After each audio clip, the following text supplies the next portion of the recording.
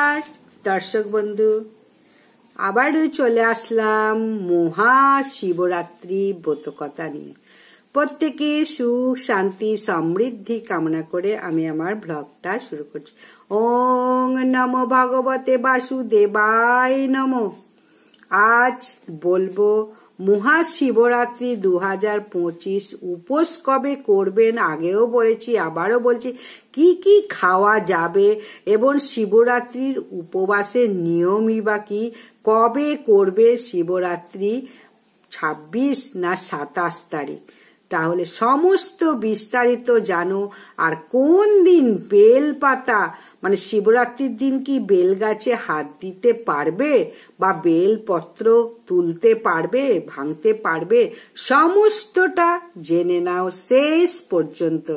তাহলে এখন আমি শুরু করব। ওং নমো ভগবতে বাসুদেবায় নমো। আগামী 26শে ফেব্রুয়ারি 13ই ফাল্গুন এবছরে মহাশিবরাত্রি সম্পন্ন হয়েছে।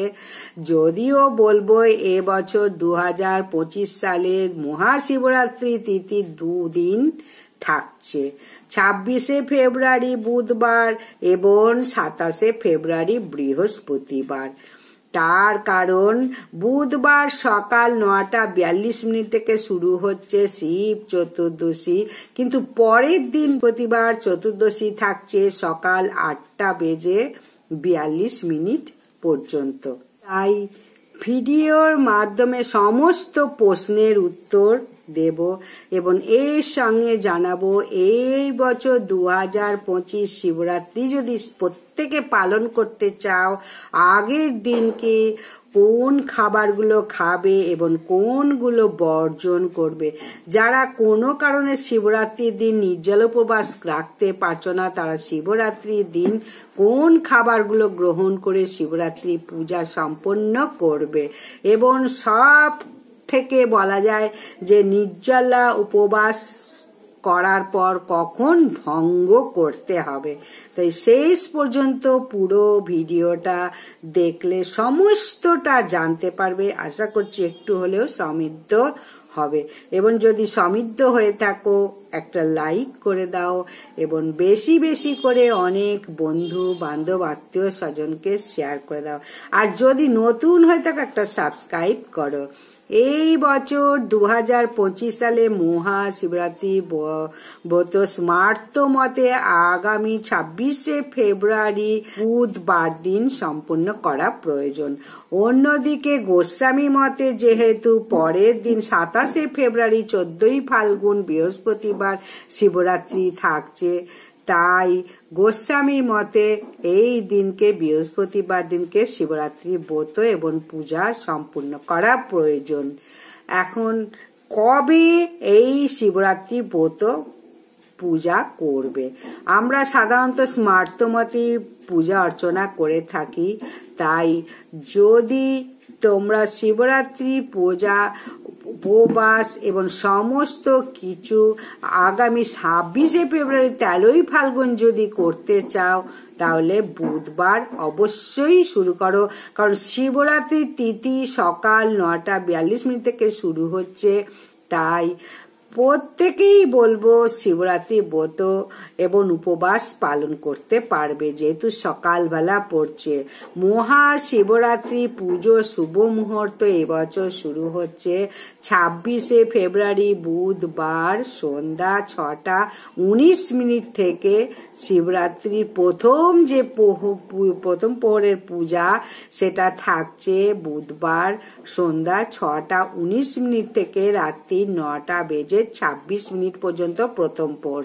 দ্বিতীয় প্রহর হচ্ছে রাত 9:26 থেকে মধ্যরাত্রি 12:34 পর্যন্ত এবং তৃতীয় প্রহর থাকছে রাত্রি 12:34 থেকে ভোর 3:41 পর্যন্ত এবং সর্বশেষ পুজো থাকছে চতুর্থ প্রহর হচ্ছে ভোর 3:41 থেকে পরের দিন 27শে ফেব্রুয়ারি সকাল 6:48 পর্যন্ত। মহাশিবরাত্রির প্রধান পুজো হচ্ছে নিশি পূজা, কারণ শিবরাত্রি রাত্রিরেই পূজা করতে হয়। তাই রাত 12:09 থেকে 12:59 পর্যন্ত এই সময়টা হচ্ছে শুভ সময়। তাই ইংরাজি ক্যালেন্ডার অনুযায়ী রাত 12টার পর থেকে পরের দিন শুরু হচ্ছে। তাই ইংরাজি ক্যালেন্ডার অনুযায়ী এই সময়টা পড়ছে 27শে ফেব্রুয়ারি বৃহস্পতিবার। এই কারণে পরিষ্কার হয়ে গেল, আশা করছি যে এই বছর 2 দিন শিবরাত্রি পড়েছে। মহাশিবরাত্রি পুজো এবং উপবাস যদি করতে চাও তাহলে যে স্মার্তমর্তে বিশ্বাসী সে বুধবার দিন সম্পূর্ণ করো। আর বুধবার দিন যদি উপোস রাখো বা পূজা করো তাহলে সেক্ষেত্রে মহাশিবরাত্রির যে পারণ ক্রিয়া অর্থাৎ উপবাস ভঙ্গ ক্রিয়া সম্পন্ন হবে পরের দিন বৃহস্পতিবার সকাল 8:31 পর এবং সকাল 9:56 পূর্বে। এই মধ্যবর্তী সময়ে যে 1.5 ঘন্টা সময় পড়েছে মহাশিবরাত্রি পারণ ক্রিয়া সম্পন্ন করা প্রয়োজন, উপবাস ক্রিয়া ভঙ্গ করা উচিত এই সময়টা। অনেকে দীর্ঘ সময় উপবাস বা না খেয়ে থাকতে পারে না, তাই তাদের জন্য বলবো মহাশিবরাত্রির প্রথম প্রহরে পূজা সম্পন্ন করার পরেও ভগবান শিবের অনুকল্প প্রসাদ গ্রহণ করতে পারো। তবে ভাত, রুটি, অন্যান্য রবি শস্য খাবার পারণ ক্রিয়া সম্পন্ন হওয়ার পরেই গ্রহণ করা প্রয়োজন। যারা গোস্বামী মতে বিশ্বাসী তারা মহাশিবরাত্রি পরের দিন বৃহস্পতিবার সম্পন্ন করবে, তাদের পারণ ক্রিয়া সম্পন্ন করা প্রয়োজন পরের দিন 28শে ফেব্রুয়ারি শুক্রবার সকাল 6:56 পূর্বে। এইবার বলবো যে শিবরাত্রি পালনের সময় যেদিন নির্জলা উপবাস না রাখতে পারো কোন কোন খাবার গ্রহণ করতে পারবে এবং আগের দিন ত্রয়োদশীতে কোন খাবার গ্রহণ করতে হয়। যদি শিবরাত্রি ব্রত করতে চাও তাহলে আগের দিনকে ত্রয়োদশী তিথিতে অবশ্যই সংযম পালন করতে হবে। ত্রয়োদশীর দিন অর্থাৎ বৃহস্পতিবার আপনার সর্বশেষ আহারটি যে রাত্রিকালে আহার সেটি নিরামিষ অবশ্যই খেতে হবে। এই আহারটি অতিরিক্ত তেল মশলা দিয়ে করলে হবে না, সাত্বিক আহার করতে হবে। আর যদি সম্পূর্ণ নির্জলা উপবাস করতে চাও তাহলে পরের দিন অর্থাৎ শিবরাত্রির দিন ব্রহ্ম মুহূর্তে ঘুম থেকে ওঠার পর খুব ভালো করে স্নান পর্ব সেরে ঘর দোর পরিষ্কার করে তারপরে শুদ্ধ বস্ত্র পরে হাতে কিছু অক্ষত চাল নিয়ে সংকল্প গ্রহণ করতে হবে যে আজ সম্পূর্ণ নির্জলা উপবাস থেকে বাবার পূজা সম্পন্ন করব।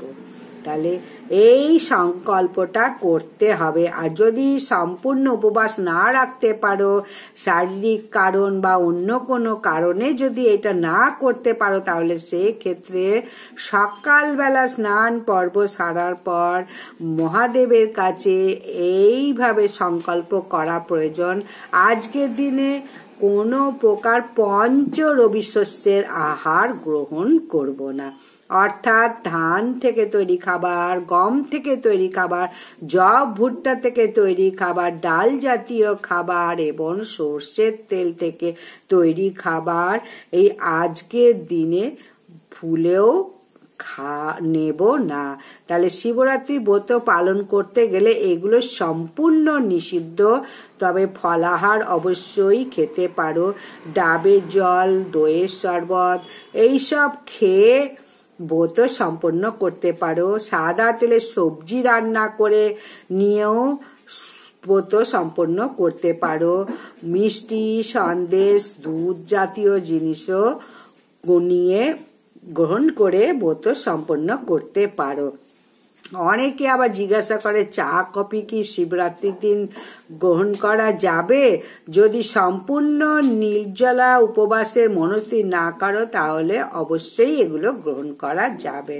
তবে নিরামিষ আহারও যদি গ্রহণ করো, চাল বা রুটি, এই পঞ্চ রবি শস্য যেটার কথা বললাম এগুলোর মধ্যে কোনোটিও গ্রহণ করবে না।